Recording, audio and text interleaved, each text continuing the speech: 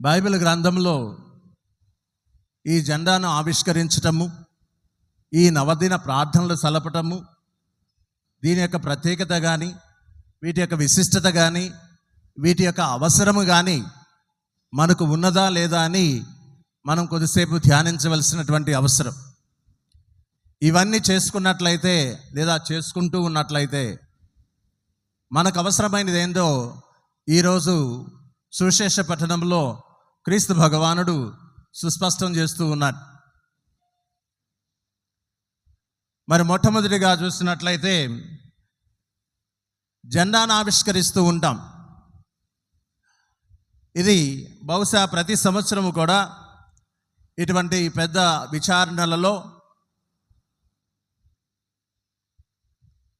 విచారణ యొక్క పాలక పునీతుల యొక్క మహోత్సవాన్ని జరపబోయే ముందుగా 9 రోజుల ముందుగా ఈ యొక్క జెండాను ఆవిష్కరిస్తారు. ఎందుకు ఈ యొక్క జెండాను ఆవిష్కరిస్తారు అని మనం ఒకసారి ధ్యానించినట్లయితే నిర్గమాకాండంలో 17వ అధ్యాయము 15వ వచనంలో అంతటా మోషే ఒక బలిపీఠమును నిర్మించి దానిని యావే నా ధ్వజము అని పేరు పెట్టెను. The lord is my banner. Banner అంటే అర్థం జెండా అని అర్థం. ఇది బైబిల్ గ్రంథంలోనే లిఖించబడుతూ ఉన్నది. మరి దాన్ని పురస్కరించుకొని మనం అందరము కూడా ప్రతి విచారణ యొక్క పాలక పునీతుల యొక్క మహోత్సవానికి ముందుగా జెండాను ఆవిష్కరిస్తూ ఉంటాం. అది ఒక ఆచారం కాదు, అది ఒక అవసరం. ఎందుకంటే జెండా దేనికి గుర్తు? విజయానికి గుర్తు.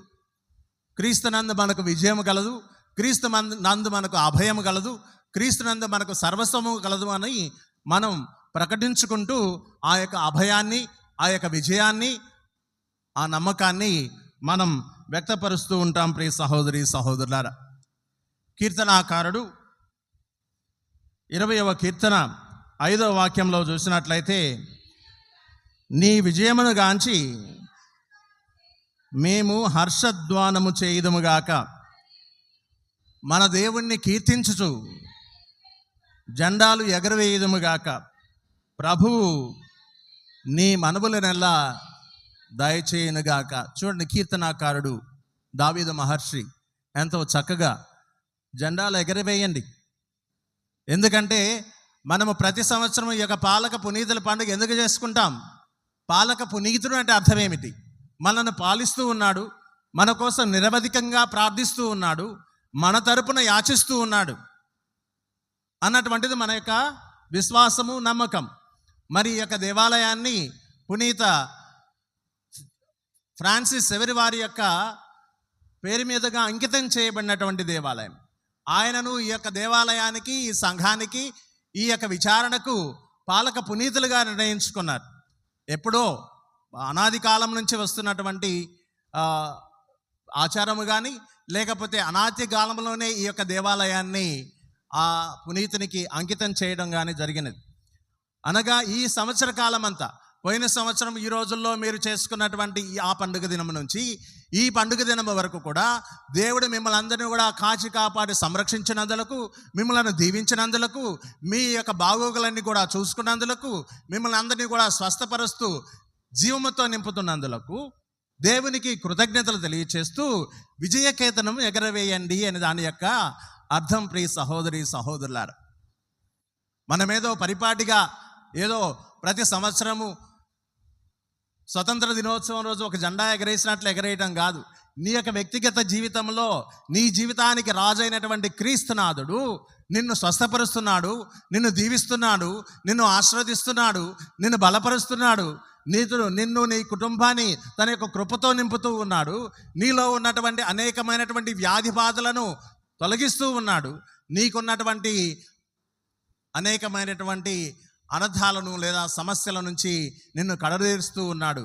కాబట్టి విజయకేతనం ఎగరవేయండి అని చెప్పి దానికి అర్థం. ప్రియ సహోదరి సహోదరులారు, మరి గత సంవత్సరం అంతా దేవుడు మేము అందరినీ కాచి కాపాడినందులకు కృతజ్ఞత తెలుపుతూ సంఘ సమేతంగా సమిష్టిగా అందరూ కలిసి జెండాన్ని ఎగరవేస్తారు.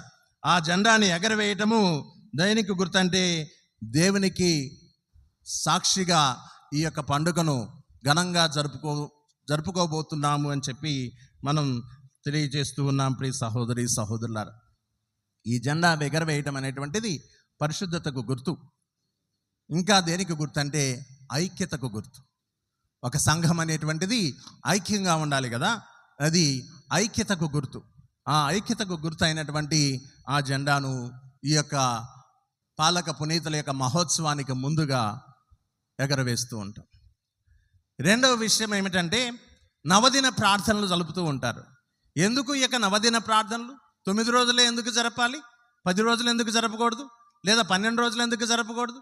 ఎందుకు ఈ యొక్క నవదిన ప్రార్థనలు 9 రోజులే జరపాలి అని ఎక్కడ రాసి ఉన్నదంటే, నవీన అంటే అర్థం ఏమిటంటే అది లాటిన్ పదంలో నుంచి స్వీకరించబడినది నోవేమ్ అని, దాని యొక్క అర్థం 9 అని.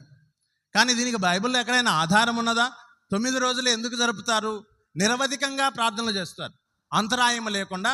వర్షం వచ్చినా వరద వచ్చినా ఏదొచ్చినప్పటికీ కూడా ఒక పాలక పునీతుల యొక్క మహోత్సవం జరుపుకోబోయే ముందు ఈ ప్రార్థన సలపకపోతే, ఈ ప్రార్థన నేను నిర్వహించకపోతే, ఈ 9 రోజులు జరిగేటువంటి పూజాబల్లో నేను పాల్గొనకపోతే నాకేదైనా అనర్థం జరుగుతుందేమో, నేను శాపగ్రస్తుడిని అయిపోతానేమో, నాకేమైనా బాధ వచ్చి పడుతుందేమో, నాకేమైనా అస్వస్థత కలుగుతుందేమో, కాబట్టి నేను తప్పనిసరిగా ఈ 9 రోజులు ఆ మహోత్సవాన్ని, మహోన్నతుడైనటువంటి దేవుణ్ణి స్తుతించి ఆరాధించి మహిమపరచబోయే ముందుగా నేను ఈ 9 రోజులు తప్పనిసరిగా ఈ యొక్క దివ్య పూజాబల్లోనూ ప్రార్థనలోనూ పాల్గొనాలి అని మనకు ఎందుకు అనిపిస్తుంది అంటే,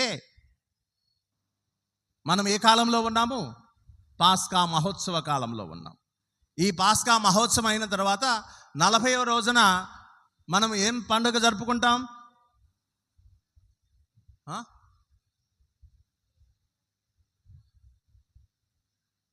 ఈ రోజున 40వ రోజున క్రీస్తు ప్రభు యొక్క ఉత్థానం నుంచి 40వ రోజున ఏం జరుపుకుంటాం? క్రీస్తు ప్రభు యొక్క మోక్షారోహణాన్ని జరుపుకుంటాం. ప్రియ సహోదరి సహోదరులారా, అపోస్తల చర్యలు 1వ అధ్యాయము 14వ వచనం చదవండి. వీరందరూ వారితోటి పాటు కొందరు స్త్రీలు యేసు తల్లియగు మరియమ్మయు ఆయన సోదరులను ఒక చోట చేరి ఎడతెగక ప్రార్థన చేశారు. చాలు, వాళ్ళు ఏం చేశారంటే ఎడతెగక ప్రార్థన చేశారు. ఏ రోజు నుంచి? ఇదిగో ఈ యొక్క మోక్షారోహణము గురించి. ఎప్పటి వరకు? 50వ రోజు ఏం జరుపుకుంటాం మనం? 50వ రోజున ఏం జరుపుతాం? పవిత్రాత్మ మహోత్సవము లేదా పెంతెకోస్తు మహోత్సవం. అనగా ఈ యొక్క మోక్షారోహణం నుంచి 50వ రోజుకి ఎన్ని రోజులు అవుతుంది? 10 రోజులు అవుతుంది. ఎన్ని రోజులు అవుతుంది? దానికి ముందు 9 రోజులు మరియ తల్లితో కలిసి అక్కడ ఉన్నటువంటి 12 మంది అపోస్తలులు, ఇంకా కొంతమంది ప్రజలు, ఇంకా కొంతమంది స్త్రీలు నిరవధికంగా ప్రార్థన చేశారు. ఎందుకు? పవిత్రాత్మ చే వారందరూ కూడా నింపబడడం కోసం వారు ఆ యొక్క ప్రార్థన సలిపారు. ప్రియ సహోదరి సహోదరులు, దాన్ని పురస్కరించుకొని ప్రతి విచారణలో కూడా మనం అందరం ఏం చేయాలి? ఈ 9 రోజుల పాటు నిరవధికంగా ప్రార్థన చేయాలి. ఏదో ఆదివారం రావడం కాదు, లేదా ఫాదర్ గారికి పని లేకుండా మీకు నవదిన ప్రార్థనలు ఏర్పరచడం కాదు. ఆయన ఆశీర్వదించబడ్డాడు కాబట్టి ఆయన గురువు అయ్యాడు. నువ్వు ఆశీర్వదించబడాలి, నీ బిడ్డలు ఆశీర్వదించబడాలి, నీ కుటుంబం ఆశీర్వదించబడాలి, నీవు ఫలించాలి, అధికంగా ఫలించాలి, అధికంగా అభివృద్ధి చెందాలి అనేటువంటి ఆకాంక్షతో, అనేటువంటి తృష్ణతో ప్రతి గురువు కూడా ఈ యొక్క 9 దినాల పాటు ప్రార్థనలు సల్పమని ఆహ్వానిస్తారు. సంవత్సరంలో 365 రోజులు ఉంటే ఈ 365 రోజుల్లో కనీసం ఈ 9 రోజులు గుడికి రండి. ఎందుకంటే ఇది మీ యొక్క పాలక పునీతుల యొక్క మహోత్సవం. పాలక పునీతుడు అంటే ఆషమాషి కాదు. ప్రియ సహోదరి సహోదరులారా, ప్రతి దేవాలయానికి ఒక పాలక పునీతుడు ఉంటాడు. ఆ పాలక పునీతుడు వారి యొక్క ప్రార్థనలను దేవుడు తప్పనిసరిగా ఆలకిస్తాడు. నీకోసం ఆయన నీకోసం ప్రార్థిస్తాడు, నీ సంఘం కోసం ప్రార్థిస్తాడు.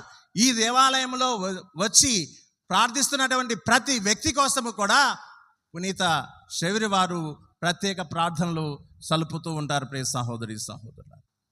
కాబట్టి ఈ యొక్క నవదిన ప్రార్థనలు అనేటువంటివి ఎడతెగక మనం చేయవలసినటువంటి ప్రార్థన ప్రియ సహోదరి సహోదరుల. అందువల్లనే ప్రభు చెప్తూ ఉన్నాడు లూకా శుభవార్త 18వ అధ్యాయము 1వ వచనంలో, ఎల్లప్పుడూ ప్రార్థన సలుపుడు, నిరుత్సాహపడకుండా ప్రార్థన సలపండి అంటున్నాడు.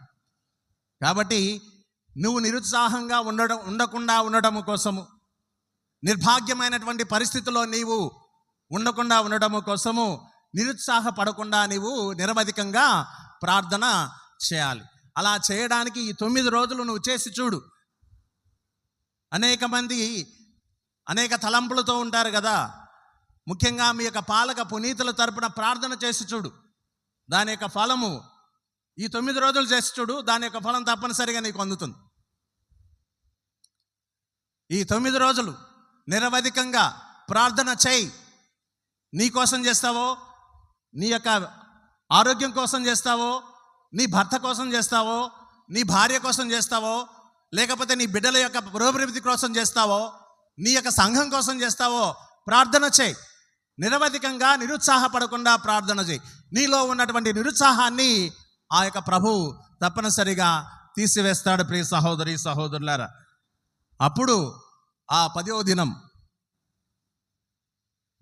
పండుగ దినం, పర్వదినం, మహోన్నతుడైనటువంటి ఆ దేవుణ్ణి అందరూ కలిసి స్తుతించి ఆరాధించటానికి అవకాశం ఉంటుంది ప్రియ సహోదరి సహోదరులారా. 3వ విషయం ఏమిటంటే, ఈ యొక్క పండుగ దినము ఏదో ఆషామాషిగా అందరూ 1000 రూపాయలు వేసుకొని డబ్బులు సమకూర్చుకొని పండుగ చేసుకోవడం కాదు. దానికంటే ముందు ఆధ్యాత్మికంగా బలపడవలసినటువంటి అవసరం ఎంతైనా ఉంది ప్రియ సహోదరి సహోదరులారా. సిద్ధపాటు అవసరం.